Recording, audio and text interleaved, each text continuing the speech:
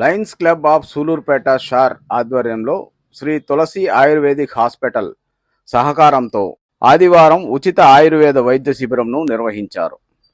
కోటపూలూరు శివాలయం ఆవరణంలో జరిగిన వైద్య శిబిరాన్ని బద్దెపూడి రాజగోపాల్ రెడ్డి చేతుల మీదుగా ప్రారంభించారు.